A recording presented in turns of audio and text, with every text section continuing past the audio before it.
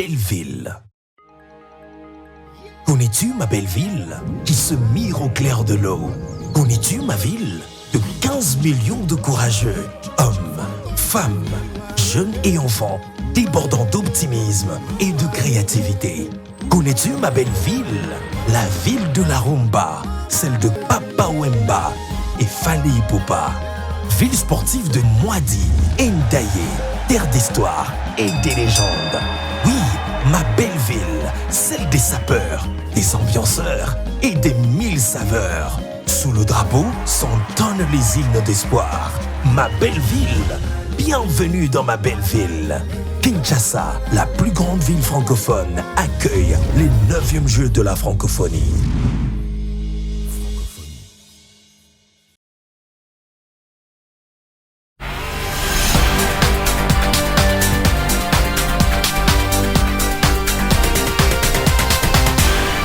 Bon début de semaine à tous, mesdames et messieurs. Bienvenue à cette nouvelle session d'information sur A30 Télévision.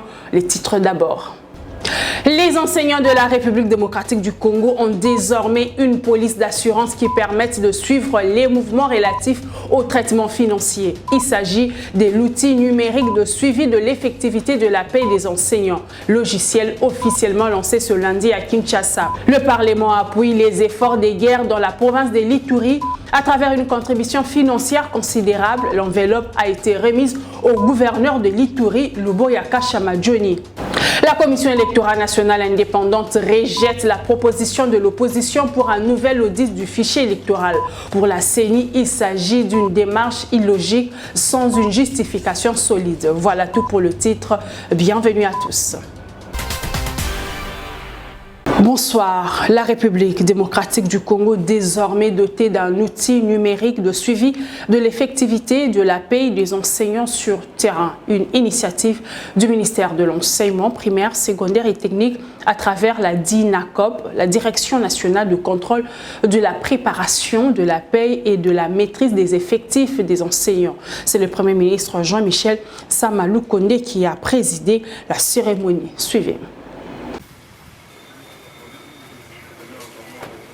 Le Premier ministre Jean-Michel Sama-Lukonde, les ministres de l'enseignement primaire, secondaire et technique, ainsi que plusieurs personnalités et partenaires du sous-secteur de l'EPST ont pris part à la cérémonie de présentation de l'outil numérique des suivis de l'effectivité de la paie des enseignants. Un grand jour pour les professionnels de la CRE et fonctionnaires de ces sous-secteurs qui bénéficient désormais d'une police d'assurance qui permettra de suivre les mouvements relatifs au traitement financier. Mise en œuvre par les ministères de l'EPST à travers la DINACOP, la Direction nationale des contrôles de la préparation de la paie et de la maîtrise des effectifs des enseignants. Cette initiative va balayer les mots qui rongent l'EPST concernant principalement la paie des enseignants. Le chef du gouvernement a félicité les ministres Tony Mwaba pour les efforts. C'est avec satisfaction que j'ai suivi la présentation de l'outil de l'effectivité de la paie des salaires des enseignants et des frais de fonctionnement alloués aux écoles primaires publiques et bureaux gestionnaires du ministère de l'enseignement primaire, secondaire et technique. Et ici, je voudrais remercier le ministre pour être allé plus loin. Effectivement, ça m'a permis de découvrir non seulement l'outil qui est à l'ordre du jour ce matin et ce midi, mais aussi les autres applications qui sont déjà disponibles sur le site. Et ça démontre à suffisance, effectivement, tout le travail qui a été fait dans le cadre de la numérisation de ce secteur de l'enseignement primaire, secondaire et technique. Pour connaître les fonctionnements de cet outil, il suffit d'ouvrir les portails www.dinacoprdc.com. Enseignement, voulais-je dire, les services de contrôle de la paie des enseignants. Toujours en éducation, le ministre des tutelles interdit aux écoles d'organiser des collations de grade du cycle maternel. À travers sa note circulaire de ce lundi à l'intention de son ministère, Tony Mwaba rappelle que l'organisation des collations des grades pour les enfants finalistes du cycle maternel va à l'encontre des instructions en vigueur dans son portefeuille. J'interdis la tenue de ces cérémonies à la base de plusieurs incidents et conséquences incalculable, a écrit Tony Mwaba. Fin de citation. Dans l'actualité également, chasse aux inciviques à Kinshasa. Au total, 68 présumés criminels arrêtés samedi grâce aux opérations mixtes police et FARDC de patrouille, mais aussi bouclage mené dans les communes de Bandalungwa et Kitambo. Les incriminés ont été présentés dimanche au stade Vélodrome en présence du ministre provincial de l'Intérieur. Images et commentaires. Ils sont tombés entre les mains des forces sécuritaires congolaises le samedi 8 juillet. Il s'agissait d'abord de 169 présumés criminels, tous interpellés dans les communes de Bandalungwa et Kitambo à l'issue des patrouilles mixtes, checkpoints et bouclages menés par les éléments de la police et FARDC sur ordre du gouverneur de la ville de Kinshasa. Après présentation, 68 malfrats répertoriés dans les bases données et identifiés par la population ont été dirigés vers les instances pénitentiaires. 101 personnes ont été blanchies par les habitants. Une quête saluée par l'hôtel de ville de Kinshasa, implémentée par son ministre provincial de l'Intérieur. Nakati ya population batumabe bazali ba oyo bakomi kopesa pasi na ba famille ba enlèvement ezo salema miibi ezo salema bakulu na bazokata batu ba machette. Alors police azali na musala ya kosilisa biloko nyonso wana po kimia ezonga po déjà asalaka musala po na kimia ezala place kimia eza perturbé police accueilli. Cette fois-ci police azali appuyé na biso ba soda. Les habitants victimes d'insécurité ont félicité les forces de l'ordre pour les opérations réalisées. Bao bazaki ciblé o tozaki déjà fiché na police. Bango nde tokangi une soixantaine nde tokei na bango. Mais ba o mususu bazaki na likambo te, je crois que bakonzi ya province ba libérer bango. Pour rappel, ce coup surprenant et consécutif au cas d'insécurité et enlèvement qui font ravage dans la capitale congolaise.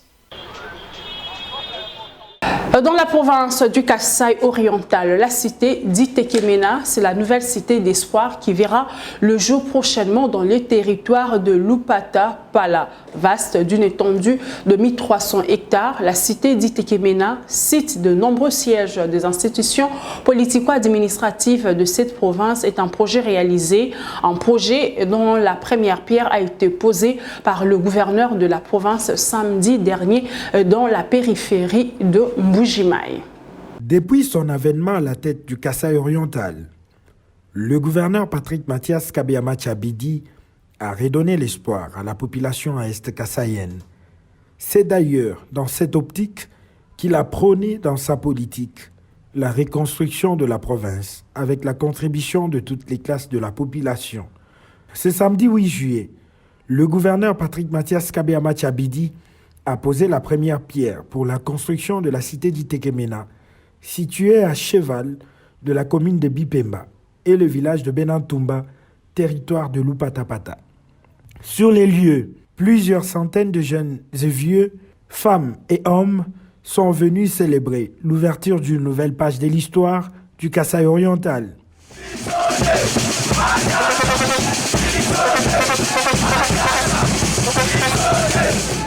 La construction de la cité d'Itekemena. Qui pouvait le croire? S'exclame une femme enthousiasmée. Le gouverneur Patrick Mathias est le premier à initier un si grand projet au Kasaï oriental. Un projet qui s'aligne dans la logique de construire des bâtiments modernes. Prenant la parole pour la circonstance, le gouverneur de province a remercié la population de la ville de Mbujimaï et celle de Benantumba pour avoir manifesté son soutien à ces prestigieux projets. Il a indiqué que la cité d'Itekemena est un miroir et la preuve tangible de la renaissance de l'espoir au Kasaï oriental. Patrick Mathias Kabeyama Tchabidi a invité la population à s'approprier les travaux qui seront exécutés sur ces lieux. Le ministre provincial des Infrastructures et Travaux publics a fait savoir que ce projet est inspiré de la vision du chef de l'État, Félix-Antoine Tshisekedi Tshilombo, qui est celle de moderniser les infrastructures et améliorer le bien-être de la population. Cette vision, renchérit-il, il est matérialisé par le gouverneur Patrick Mathias Kabeya-Mathiabidi à travers ce projet. Le ministre des ITPR a indiqué qu'après avoir observé le manque de bâtiments administratifs, des services publics et des résidences officielles, notamment celle du gouverneur de province, il était important d'initier ce projet pour résoudre ce problème majeur. Edgar Musenga Chibangu a présenté la fiche technique de la cité d'Itekemena.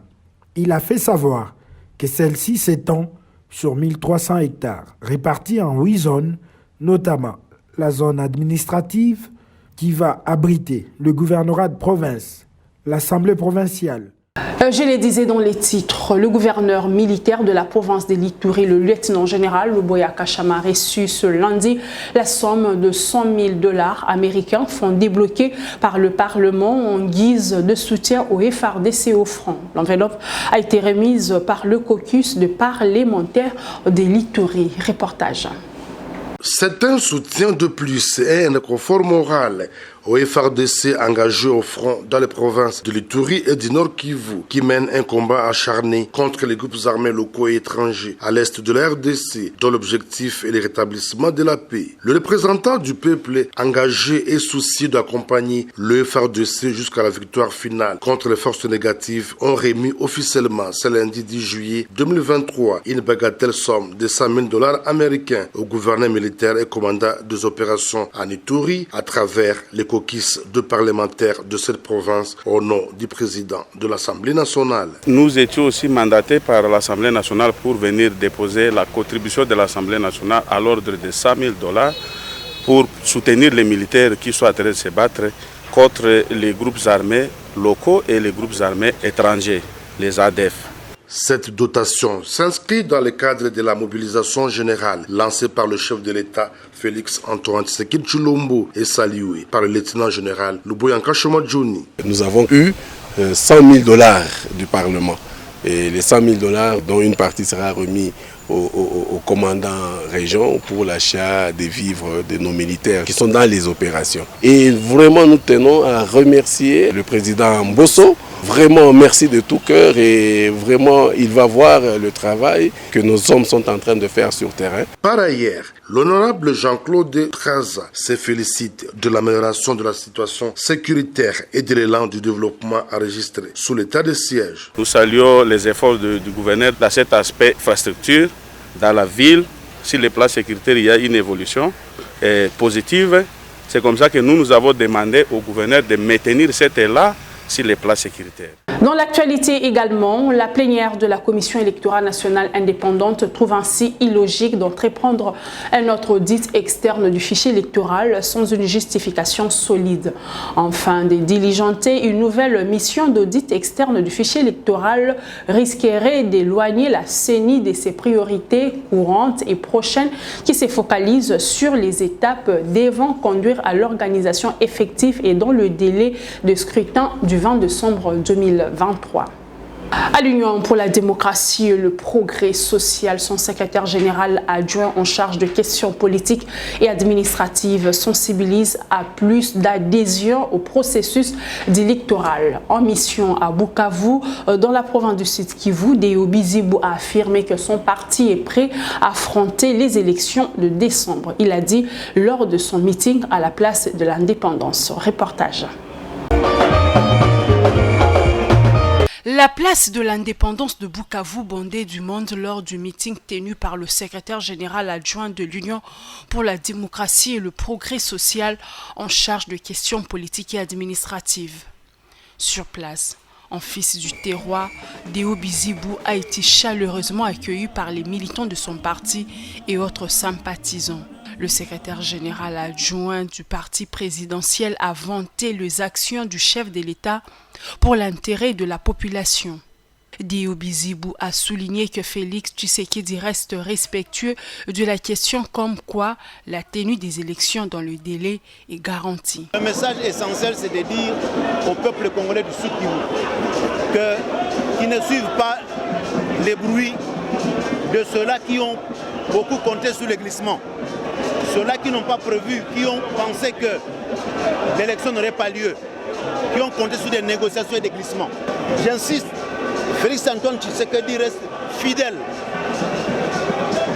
à l'école de son père, à l'école de l'UDPS, de respecter la constitution et les lois du pays. Donc, les élections vont avoir lieu dans ce pays à la date prévue par la CENI. Le secrétaire général adjoint de l'UDPS a appelé la population du Sud Kivu à soutenir le président de la République. En même temps, il a annoncé l'arrivée du secrétaire général Augustin Kabouya pour présenter les candidats de l'UDPS aux élections provinciales.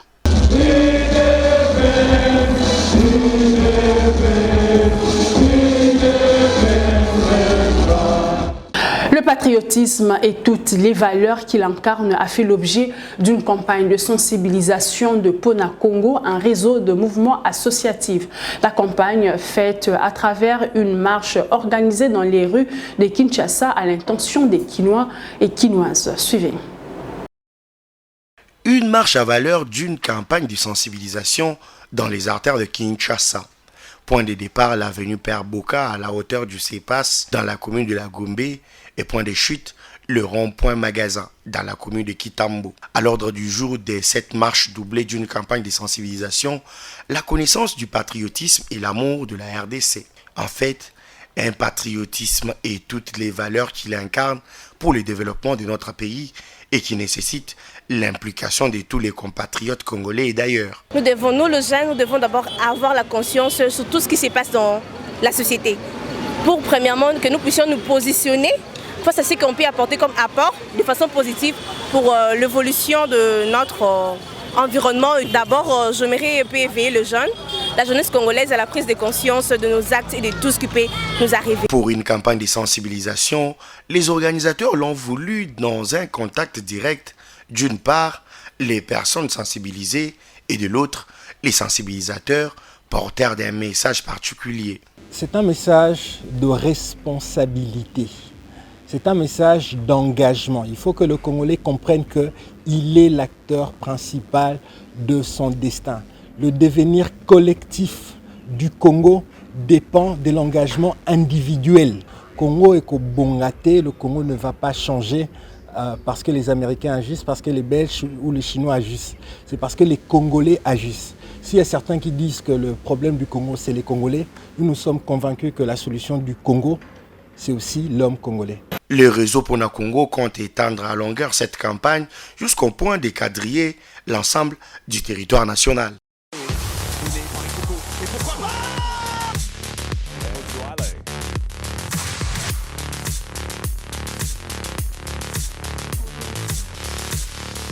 En sport, les léopards basket messieurs de la République démocratique du Congo se hissent au quart de finale de l'Afro-CAN de basketball qui se déroule à Luanda en Angola. Les fauves congolais sont qualifiés après avoir enregistré une deuxième victoire d'affilée ce lundi 10 juillet 2023 face au Mamba de Mozambique lors de la deuxième journée 77 contre 58, score final de la partie.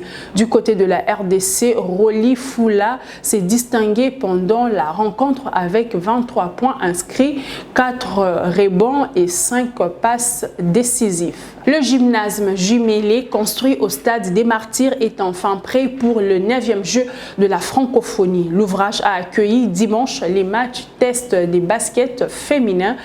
En première explication, l'équipe franco-afro s'est imposée devant celle des Limités Basketball Club sur la note de 111 contre 24. En deuxième rencontre, la sélection de Kinshasa a battu Bilengue 41 contre 30. Ce sont des épreuves tests. Donc c'est une organisation que nous avons faite pour tester nos infrastructures, pour tester le programme, comment est-ce que nous allons fonctionner pendant les Jeux de la France. Et actuellement, nous sommes en train de nous préparer. Le département des sports du CNJF se prépare à accueillir tous les pays participants et toutes les équipes participantes. Et nous voulons mettre en place un système de travail qui va permettre à toutes les équipes de se sentir à l'aise et à élever le niveau à l'international. L'organisation des Jeux de la francophonie donne la chance à toutes les équipes qui vont participer, que ce soit la RDC, que ce soit tous les autres pays qui vont venir pour les Jeux de la francophonie ont leur chance pour gagner ces Jeux. Mesdames et messieurs, c'est par ici que prend fin cette session d'information. Merci de l'avoir suivi. Je vous retrouve demain. Au revoir.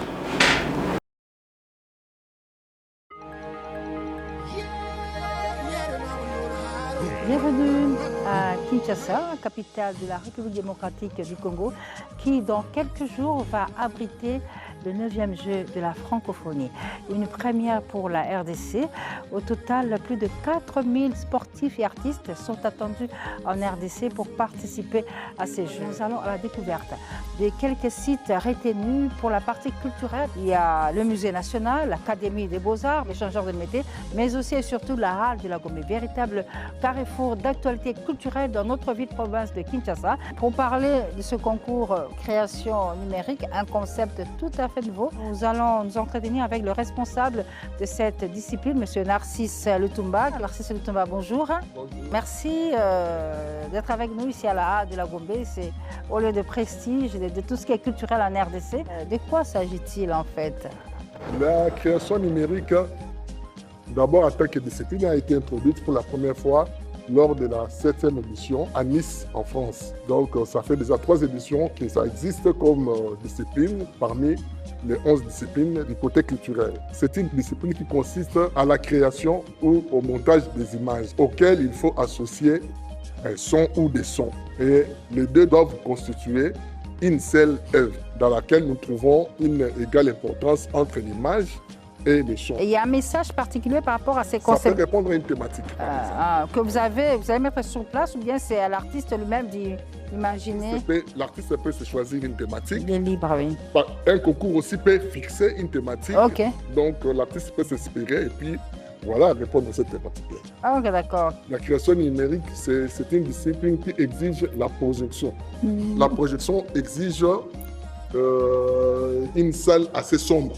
Voilà pourquoi ce site a été choisi. Eh bien voilà, nous vous remercions pour toutes ces précisions. Et je rappelle que nous sommes à la Halle de la Gombe, site retenu par le comité qui organise le 9e jeu de la francophonie à Kinshasa. Bienvenue à vous tous. On se donne rendez-vous dans quelques jours, le temps pour nous de vous permettre de découvrir aussi d'autres sites retenus par le comité pour ce 9e jeu de la francophonie. À tout de suite.